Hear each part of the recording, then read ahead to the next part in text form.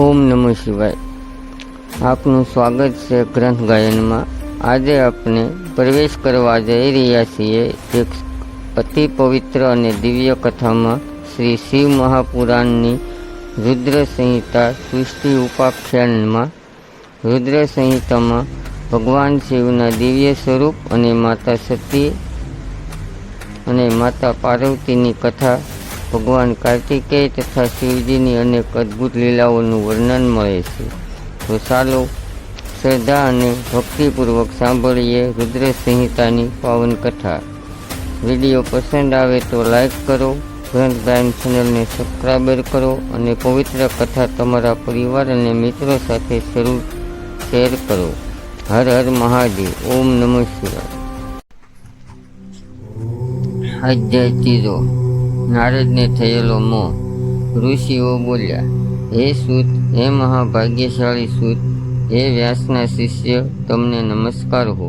હે તાત, અમારા પરની કૃપાથી તમે આ અદ્ભુત કથા વર્ણવી છે. હે તાત, નારદ મુનિ ગયા તે પછી વિષ્ણુ ભગવાને શું કર્યું હતું અને નારદ પણ ક્યાં ગયા હતા તે અમને કહેવા આપ યોગ્ય છો. વ્યાસ બોલ્યા, એ પ્રમાણે તેમનું વચન સાંભળી પુરાણ જાણનારાઓમાં ઉત્તમ તે વિધાન શુદ્ધ જાત જાતની સૃષ્ટિને કરનારા શિવનું સ્મરણ કરી તેમને કહેવા લાગ્યા. સૂત બોલ્યા, હે નારદ મુનિ, પોતાની ઈચ્છા પ્રમાણે ગયા ત્યારે માયામાં કુશળ શ્રી વિષ્ણુ ભગવાને શિવની ઈચ્છાથી તરત જ માયા રચી. તેમને મુનિના માર્ગમાં એક મોટું નગર રચ્યું. તે 100 યોજન વિસ્તારવાળું, આશ્ચર્યકારક, અતિશય સુંદર, સ્વર્ગલોકથી પણ અધિક આનંદકારી, અનેક પ્રકારની વસ્તુઓથી શોભિતું, સ્ત્રી પુરુષોના વિહારોવાળું અને સારે વર્ણથી વ્યાપ્ત હોય શ્રેષ્ઠ હતું. ત્યાં શીલનિધિ નામનો રાજા હતો. તે ઐશ્વર્યથી યુક્ત હતો. પોતાની કન્યાનો સ્વયંવર કરવા તે તૈયારી કરતો હતો. તેથી મોટા ઉત્સવો રચતો હતો. તે કન્યાને વરવાની ઉત્કંઠાવાળા ચારેય દિશાઓમાંથી આવેલા અને અનેક પ્રકારના પોષકોથી સુશોભિત એવા રાજપુત્રોથી તે નગર યુક્ત હતું.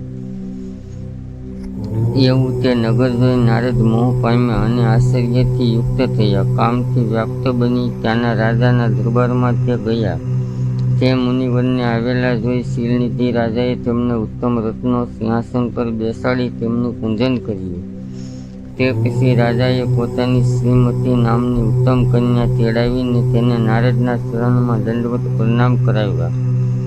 તે કન્યાને જોઈ વિસ્મય પામેલા નારદ મુનિએ કહ્યું, હે રાજન મહાભાગ્યશાળી, આ દેવકન્યા જેવી કન્યા કોણ છે? તેમનું એ વચન સાંભળી રાજા હાથ જોડી બોલ્યો, હે મુનિ, આ શ્રીમતી નામની મારી પુત્રી છે. એ લગ્ન કરવાના સમયને પ્રાપ્ત થઈ છે અને સર્વ લક્ષણો વાળી તે યોગ્ય વરને શોધી સ્વયંવર માટે આવી છે. હે મુનિ, આ કન્યાનું ભાગ્ય તથા સંગળું જન્મફળ તમે આદરથી કહો. તેમજ આ મારી કન્યા કેવો વર પ્રાપ્ત કરશે તે પણ કહો. એમ તે રાજાએ કહ્યું. ત્યારે કામથી વિહ્વળ થઈ તે કન્યાને ઈચ્છતા મુનિવર નારદ રાજાને કહેવા લાગ્યા, હે રાજન, તારી આ કન્યા સર્વ લક્ષણોથી યુક્ત, મહાભાગ્યશાળી, લક્ષ્મી જેવી, ધન્ય અને ગુણોનું સ્થાન છે. માટે સર્વનો ઈશ્વર, કોઈથી ન જીતાય તેવો વીર, મહાદેવ જેવો સમર્થ અને કામ જીતનાર સર્વોત્તમ દેવ આનો અવશ્ય પતિ થશે. એમ રાજાને જણાવી ઈચ્છાનુસાર ફરનારા મુનિ નારદ ગયા. પણ શિવની માયાથી અતિ મોહ પામીને તે કામને અત્યંત વશ થયા હતા. તેથી એ મુનિ મનમાં વિચારવા લાગ્યા કે આ કન્યાને હું કઈ રીતે મેળવું? સ્વયંવરમાં રાજાઓની વચ્ચે મને એકલાને જ તે કેવી રીતે વરે? દરેક સ્ત્રીને સૌંદર્ય બધી રીતે વહાલું હોય છે. તે જોઈને તે જ પ્રસન્ન થશે અને મને પોતાને વશ થશે, એમાં શંકા નથી. એમ વિચારી કામ વિહ્વળ તે મુનિવર નારદ વિષ્ણુના જેવું રૂપ સ્વીકારવા જલ્દી વિષ્ણુ લોકમાં ગયા. ત્યાં શ્રી વિષ્ણુને નમસ્કાર કરી તેમને આ વાક્ય કહ્યું, આપને મારું આ વૃત્તાંત હું એકાંતમાં જણાવવામાં ધારું છું. પછી શિવની ઈચ્છા પ્રમાણે કાર્ય કરનારા વિષ્ણુ ભગવાને બહુ સારું એમ કહ્યું અને તે પ્રમાણે સાંભળવા તત્પર થઈ તેમને હવે તમે કહો એમ નારદને કહ્યું. ત્યારે મુનિ નારદ વિષ્ણુને કહેવા લાગ્યા. નારદ બોલ્યા, શીલનિધિ નામનો તમારો ભક્ત એક રાજા છે. તે ધર્મપરાયણ રહે છે. તેને શ્રીમતી નામની વિશાળ નેત્રવાળી અને સુંદર રૂપવાળી કન્યા છે. તે જગતને મોહ કુમારનારી પ્રખ્યાત અને ત્રણેય લોકમાં અતિશય સુંદર છે. તેને હું પરણવા ઈચ્છું છું. માટે હે વિષ્ણુ, હવે આપ વિલંબ ન કરો. તે રાજાએ તે કન્યાની ઈચ્છા પ્રમાણે સ્વયંવર આરંભ્યો છે અને ચારે દિશામાંથી હજારો રાજપુત્રો ત્યાં આવ્યા છે. જો આપ મને પોતાનું રૂપ આપશો તો નક્કી હું તેને મેળવી શકીશ.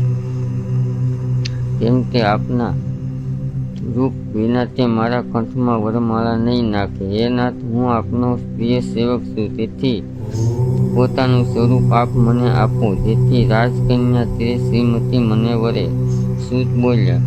હે મુનિનું તે વચન સાંભળી ભગવાન વિષ્ણુ ખૂબ હસ્યા અને શંકરની માયાનો પ્રભાવ જાણી દયાપરાયણ થઈને તેને કહેવા લાગ્યા. વિષ્ણુ ભગવાન બોલ્યા, તમે તમારા ઈચ્છિત સ્થાને જાઓ. જેમ ઉત્તમ વેદ રોગીનું હિત કરે છે, તેમ હું તમારું હિત કરીશ, કારણ કે તમે મને અત્યંત પ્રિય છો. એમ કહી વિષ્ણુ ભગવાને તે મુનિને વાંદરાનું મુખ અને બાકીનું પોતાનું રૂપ આપ્યું અને એ રીતે તેમના પર કૃપા કરી પોતે અદૃશ્ય થઈ ગયા. એમ વિષ્ણુથી છૂટા પડેલ મુનિ નારદ પોતાને વિષ્ણુનું સ્વરૂપ પ્રાપ્ત થયું જાણી હર્ષ પામ્યા અને પોતાના આત્માને કૃતાર્થ માનવા લાગ્યા. પણ વિષ્ણુ ભગવાનનો પ્રયત્ન પોતે સમજી શક્યા નહીં. પછી મુનિઓમાં ઉત્તમ તે નારદ જ્યાં શીલનિધિએ રાજપુત્રોથી વ્યાપ્ત સ્વયંવર કર્યો હતો ત્યાં જલ્દી જઈ પહોંચ્યા. એ શ્રેષ્ઠ બ્રાહ્મણો રાજપુત્રોથી વિટાયેલી તે દિવ્ય સ્વયંવરની સભા જાણે ઇન્દ્રની બીજી સભા હોય તેમ અત્યંત શોભતી હતી.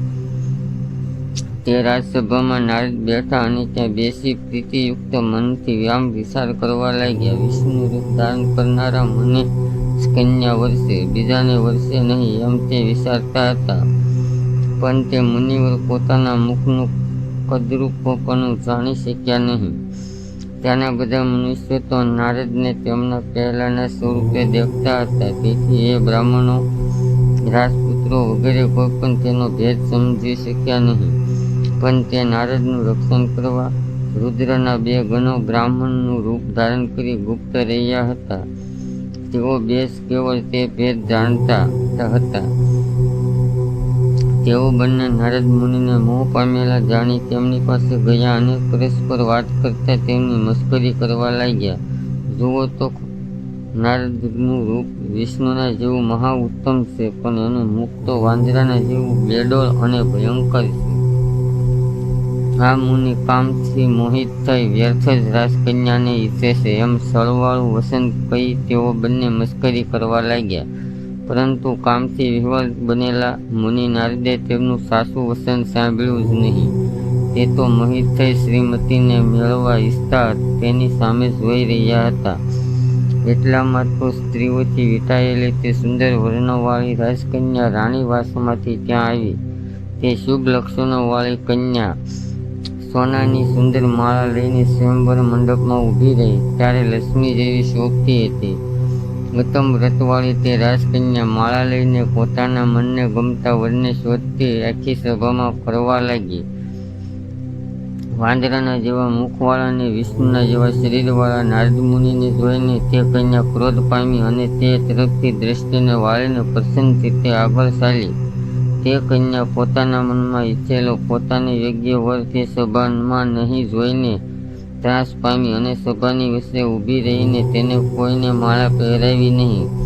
એટલામાં રાજાનું સ્વરૂપ ધારણ કરી વિષ્ણુ ભગવાન ત્યાં આવ્યા, પણ તેમને બીજા કોઈએ જોયા નહીં. કેવળ પેલી કન્યાએ જ તેમને જોયા.